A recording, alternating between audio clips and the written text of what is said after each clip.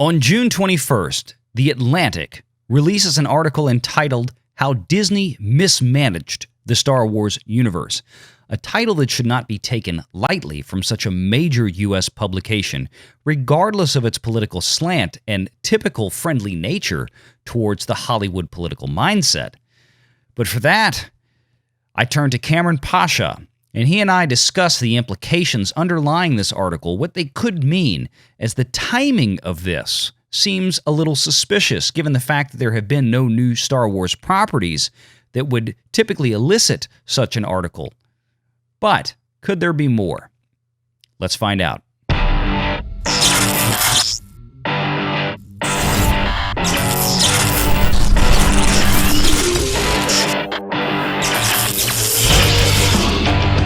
Renegade Online. So today with me for the first time on Valiant Renegade is the one, the only Cameron Pasha. We can't thank him enough for being here. This is somebody that we have a tremendous amount of respect for. You've probably seen him around on some of our channels that you see me on from time to time. And Cameron always has a wealth of information. And of course, as you know here, we try to take a very business approach. So in this regard, we want to have somebody in here that does have some professional inside knowledge of Hollywood and its inner workings, and, well, Cameron was the perfect person. So let's talk about this. This article from The Atlantic came out today, and my initial impression of this when I saw this starting to float around on Twitter, and I read it, and of course, our mutual friends over at EchoBase Coach did a stream on this earlier today. My initial reaction was wondering about the timing of this, because, you know, there haven't been any Star Wars movies lately, and apart from the Bad Batch, there's no recent Star Wars properties. So you have an article like this come out, and you kind of have to ask yourself, why now? This particular reporter at The Atlantic has a history of, you know, regular weekly articles for The Atlantic. He's always on the pop culture scene. We had an article earlier this year from Forbes, which was striking, and I know you've had many conversations on that. So I wanted to get your take on this article today, talking about Star Wars and, frankly, the failures of, you know, the recent, let's call it the Kennedy regime at Lucasfilm, in not being able to really bulk up fan interest. So, Cameron, tell us what you think. Well, you hit the pivotal show. But before I go to that, first of all, thank you for inviting me to your channel. I'm a big fan, and I wish you continued success. And I know you're going to become one of the big YouTubers in the fandom. So I'm excited to be here. And with that said, Valiant, I agree with you that timing is a critical issue, because there's nothing objectively happening around Star Wars that this article should pop up at this moment, at least as far as we can tell, right? So what that says to me is that there's a lot happening behind the scenes. And it says to me that this article came out because something has happened that we don't know yet. And maybe our good friend Doomcock or our friends at Midnight's Edge will find out shortly. But something has happened. My instinct is that they have formalized whatever the settlement is with Miss Kennedy to move on. That's my instinct. Because whenever that moment, there is a moment when the lawyers all sign the contracts, everyone signs it. This is your severance. This is your golden parachute. This is what you're going to be doing with Indiana Jones. These are all the parties we're going to give you and accolades we're going to give you to honor your legacy. Once that's been finalized, the town has to be told that it is okay now to move on from the Kennedy regime. And this article comes out of nowhere in a very prominent magazine that is very well followed by members of Hollywood industry. It's different from Forbes. Forbes represents the economic side of it. This represents the culture side of it. Atlantic also represents the political side of it. The Atlantic has been giving Hollywood its narrative on culture. It's giving its narrative on the last year and the lockdowns and what the official line of the power structure is that Hollywood follows. And so this is about telling them we're now moving to the new narrative in Hollywood, and something has happened to trigger that. And that's the exact impression I got. And Cameron, I don't know if you've seen any of my past videos, but even before I got on YouTube, I've been very consistent. And again, kind of taking that business financial approach that I have been, schooled in for the last 20 years. The writing seems to have been on the wall, and I know a lot of fans out there, and this is kind of where I tend to deviate, and I think you do as well, is that we're all fans of Star Wars, but sometimes you have to take the fandom hat off and look at things from a pragmatic business perspective. Kathy Kennedy was never going to get frog marched out and fired in the way that we would have all, loved to watch on the nightly news or something. In Star Wars handcuffs, that she did a terrible job and she's out now. That's never going to happen. And even this article doesn't blame her. It doesn't directly blame her.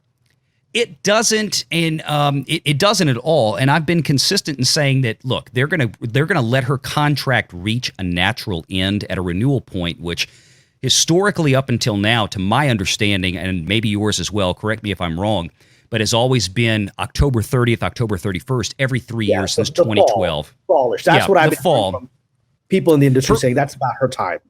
Yeah, the last renewal that she had, my best recollection was October 30th of 2018 with another 3-year extension. It's always been a 3-year extension. So we're correct. And there was no announcement. There was no announcement. Right. There was no press release. There was an article that appeared to have been pushed by Ms. Kennedy herself that appears in the trades, but that wasn't an official press release. That was something that her camp engineered. Hey, by the way, this is happening, even though Disney declined to put that out there officially. And it's funny, we really haven't had any news to this point. Here we are in mid-June. You would think by now that if some contract extension had been reached, there would be some inkling of it by now. And it just seems a little odd. But again, from the financial metrics, and I know everybody likes to say, well, she's not going anywhere. She'll be around forever. But at the same time, this is a business. And it's very obvious. You can go back and pull up articles going back since 2012 of what the financial analyst, people in my industry, expected the return on investment for Lucasfilm to be with the Disney purchase. And frankly, it has not met that mark. It hasn't come close. Well, at some point, I said this. Right after the Disney acquisition back in 2012 of Star Wars, I saw it was a financial analyst. I don't recall whether it was Forbes or somewhere else, but it was a financial analyst article projecting, because they had just announced with that announcement of the acquisition that there would be a new trilogy. All we knew, we didn't know. I don't think we even knew J.J. Abrams was involved. We just knew a new trilogy was coming. So this analyst, this analyst put out their projections of what that new trilogy should do. They said that first movie should bring in about $2 billion gross. Second movie, $2.5 billion. Third movie, $3 billion. Right? And the first movie, they were right. It came in at $2.05 billion with J.J. Abrams, and everything was going. And then suddenly, the second movie is $1.3 billion. 1.3. Yeah, that's about $1.2 billion less than the projections. That's about half. That's about almost fully a half of the projection. And then we get to the final movie, which is $1 billion, which is a third of the projection. Right. That's not a trend that any investor can accept. No. And not only was it $1 billion, it limped over $1 billion. I mean, I think they extended its run in the theaters just to try to get it to reach. Exactly. They had to get that number, or else it would have been mortifying. And what I thought was so telling, and I think, this is something that the audience can relate to. You talk about that last movie, The Rise of Palpatine, that came out. Oops, did I say it wrong? But in the same year, the same entertainment company from a different studio division releases the culmination of a 13-year story arc of 20 films and damn near broke $3 billion with Avengers Endgame.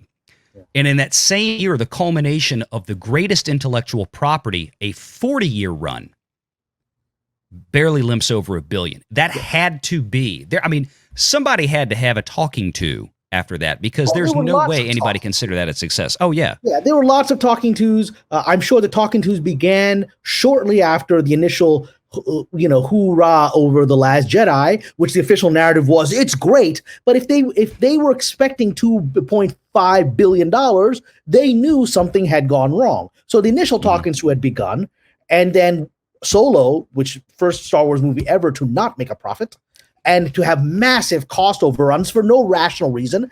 I have never come across any story of a film being 80% in the can and being thrown out and start all over. There are a lot of bad executives in this town. There are a lot of bad producers, and I've worked on bad projects, and I've worked on bad projects that are filming. And I remember when, we got the first dailies on a bad project, and the first dailies were bad. And then I remember that evening getting a call from the executive saying, "What's going on here? What's going on?" That evening, because someone is watching the first dailies. You don't get 80% of the way into a film and go, "This isn't what I want," unless you literally are not doing your job. And nobody's telling you to do your job, and nobody's doing it for you. So there were lots of talking tos, because this is the most mismanaged, insane situation I have ever seen in the industry. And I've been here 20 years. And I said to my business school, I went to Dartmouth to Tuck Business School. I gave a talk as an alumnus to the class right after The Last Jedi. I said, "You're going to be doing business school cases about this, because this is unlike anything I've seen. This is a disaster in the making, and everything I projected happened, because I saw it from The Last Jedi, what had happened." And so, but it was going to be a many-year process to remove someone of that level of power, prestige, and most importantly, PR connection. It's not even political connection. It's, it's PR connection. It's not that if you try to fire Miss Kennedy, Steven Spielberg is going to get on the line and call and get someone fired at the Disney board. He could do that, but I don't think that's how it works. The fear was, you let her go and you embarrass her. There's going to be lots of articles appearing in the trades from her friends in the trades saying how you took down a powerful woman unjustly to hide the white male incompetence. And they couldn't allow that. So they had to let this play out step by step, and the stream continues. I agree. And I totally agree. It's the old adage of, if you know there's a problem and you're put in a corner, either fiscally or in a business matter or contractually, and especially with Kennedy. I mean, can you imagine what her buyout clause is to fire her? It would have cost Disney a fortune. But number two, it's also, just give them enough rope to hang themselves with. And Kennedy apparently has a track record of this. And again, just from the business standpoint, forget the fact that we didn't like the Star Wars movies. Forget the fact that, we were, disappointed with how the story went and what they did to the characters. At the end of the day, the financial metrics, when not only are you reshooting 80% of Solo, but it also happened to one degree or another, or at least a fairly substantial degree, to my understanding, with Rogue One, which actually turned out to be a good film. It was a good film. I liked it. Yeah, I liked it too. I loved Rogue One. I thought that was the best thing that they've done so far on the big screen, Mandalorian on the small screen. But they also did it with, Rise of Skywalker, which was a total disaster when it came to reshoots. And in even some of these articles, film. We don't even know. Was just it. We don't even know how many versions, how many villains, which actors came in and filmed 30 scenes that were cut out. We don't know anything about what really happened. Look at all the rumors that we had about, people saying, "Oh no, Matt Smith was on the set." Yeah, he was the villain. He was the villain. He was the villain. Let's take the old villain out. George Lucas was there, and people say, "Oh, well, that's bullcrap." I'm like, well, why do you think George didn't go to the premiere of the final movie of his child that he gave birth to 40 years ago? He didn't even show up. I wonder why. Lucas, part of his contract of sale, and I've been saying this to everybody for a while because they've kind of forgotten, part of his contract of sale was that he had to be on as a creative consultant through at least the first three movies, as far as we can tell. Now, we don't have all the details on the kind. That might be BS. I don't know. But if I'm Bob Iger, it totally makes sense.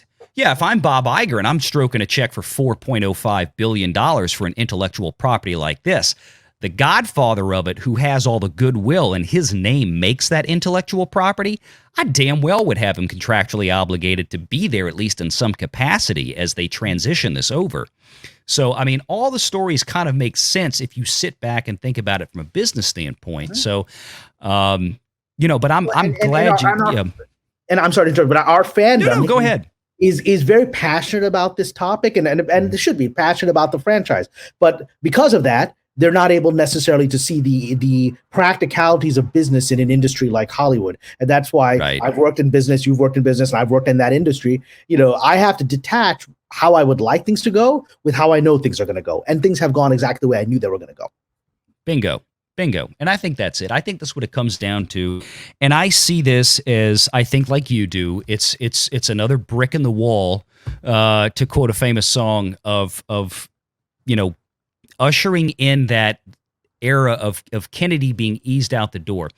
One last thing I would ask you, and I know, and I've seen these rumors, and Stephanie Janizek, Smuggler's Cantina, who's also a friend of mine, she had sent me, something that was posted on Reddit some time ago, and it was another one of these kind of things, it was a rumor mill kind of article, and Oh, I think she may have sent that to me as well. It was another one of these praising Kennedy shticks.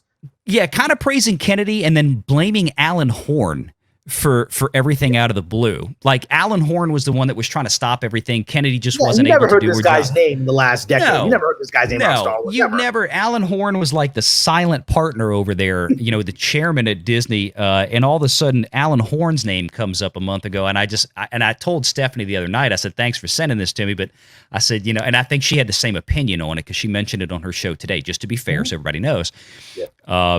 That she kind of took it the same way I did. This is kind of BS. I mean, this is. But it's BS that's creating a narrative, which is part of this, because the BS is that part of letting Miss Kennedy go so she doesn't go to the press and say I was humiliated as a powerful woman by these terrible white men is you can't blame her. The Forbes article doesn't blame her. This one doesn't really blame her. And and it's interesting that this Reddit leak, the second one comes out just before this article in The Atlantic that we don't know was in the works comes out. Right. And so it's the same thing. The other Reddit leak came out right around the time of the Forbes article. And so these are being done as part of a calculated effort to preserve her reputation. And they may not even being done by her camp. They may be being done by Disney saying, we've got to ease this out so we don't get a lawsuit and we don't get any kind of PR drama. She's going to leave with lots of accolades. She's going to have a great ceremony, a lifetime achievement ceremony. And that's exactly what I've been saying. She did everything right. It's poor Alan Horn. But he's the fall guy. Alan Horn, a guy whose name you've never heard. It ain't going to be Iger, who and went he's not even at Disney anymore, so it's easy. Exactly. I think Kathy Kennedy is going to get a big fat check. Hey, have a happy retirement. Here's your Lifetime Achievement Award at the Academy Awards next year. She'll get on stage, make a speech. Yeah. Now, there's another camp, and this is the last thing I was going to ask you. There's another camp out there, and again, this could be possible. Mm-hmm. I don't know. I mean, again, in business dealings, anything is out there. And it might have been related to this same rumor. And again, like any of these rumors, take it with a dose of salt, please. Yeah, we don't. I mean, until I have a direct experience, I can only say that sounds right to me. Right. And there are things I've had direct experience with. I'm like, okay, I know that happened, but I can't always say it. Right. So, and again, this is all just for the point of academic discussion at this point. So instead of Kennedy being completely released from Disney, one of the pieces of this rumor, or maybe it was another one, I don't remember, but it really doesn't matter. But basically, it's the old adage in some businesses, you fail up. So instead of her being in charge of Lucasfilm, they would move her to a alternate executive position somewhere else in the Disney hierarchy. And that's called the Indiana Jones production. That's it. I mean, that's it. There's nothing else. They're giving her Indiana Jones. They don't believe in it. They're going to let it sink, and they're going to let her have her name on it and wish her well. That's basically they're not giving her anything else. That's the same thing I've been saying, and the viewers will know that, is that, from the beginning, this whole Indiana Jones thing, we know that Kathy, this is what she really wanted. So, I mean, if I'm Bob Chapek, if I'm Bob Iger sitting in the chairman's spot, if I'm the board and I really want to get rid of her quietly, put her under a lifetime NDA when she walks out the door with a big fat check, hey, I tell you what, Kathy. Yeah. We're going to let you keep your executive producer credits on Indy 5. Here you go. This is the carrot that they're going to dangle in front of you to let you out the door. So, how much creative control after presumably if she leaves in October, the movie is still in post-production at that point. Principal photography, I would assume, should be finished, no doubt. I mean, well, unless it's another Kennedy production where everything goes to hell in a handbasket and they reshoot. It all depends on whether she's actually running it and running it the way she's run every other production she's actually run and not been getting a title of having run it. She's actually been running these productions, and we've seen how she does it. I don't know how much creative. I don't know that she actually has power in Indiana Jones. I don't know. Maybe she does. I think after what she's been through, I don't know that Disney would give her real power, but maybe she does. In that case, we're going to be filming version 2 of it next spring. So, and it may be, and everybody has questions about that when they see somebody like Phoebe Waller-Bridge get brought in, after the reputation of what she has allegedly done to James Bond. Now, is she going to do the same thing to Indy? But time will tell on that one. Well, time will tell, and they may end up putting it in the can. The rumor is that Bond was in the can, and then it was screened last spring before all the medical issues shut down the planet, and then people were like, "What is this crap?" and then they use the excuse of the events of the world to say we need to do some reshoots, so it's going to take time because of the and the events cell of the phone world. issue. I remember that one too. Yeah. Oh, that Nokia So, I mean, phone. that may be what yeah. Indiana Jones, I think, will do they can, and then they're going to screen it. It's not going to work, and they're going to do this again. And so I think we're going to have reshoots next year. I just think that's inevitable. I'm kind of with you on that one, and I've been thinking the same thing. Is that how much power is she still going to have? Is if her contract says you still get to be executive producer, doesn't necessarily say you have creative input. What can she really do after she's retired? If they decide to go back and change, I mean, they don't even have to do necessarily massive reshoots. Just trimming a line here or changing a scene here could have dramatic impact on the tone of the film. If fears are correct in that one. But anyway, Cameron, I appreciate you being here. I know you're short on time tonight, but I cannot thank you enough for coming by and sharing your thoughts. You are always welcome here, sir. Your expertise and your experience is always something of tremendous value to this community, and we thank you so much for being here. Well, I'm honored. I'm honored to call your friend Valiant Renegade, and I'm looking forward to seeing this video and seeing how the story continues to develop. Because the article was a fun surprise, but it suggests to me that there are more fun surprises about to come in the next few weeks. It'll be interesting. I could not agree with you more, sir. Could not agree more. So anyway, stay tuned, guys. We appreciate you being here. Make sure you're subscribed to Cameron over on his channel, and make sure you follow him on Twitter. And stay tuned, because as this news continues to break, we're going to keep being here, taking the business approach to it and telling you, hopefully in calm terms, what we think, but we're still fans. So thanks, guys.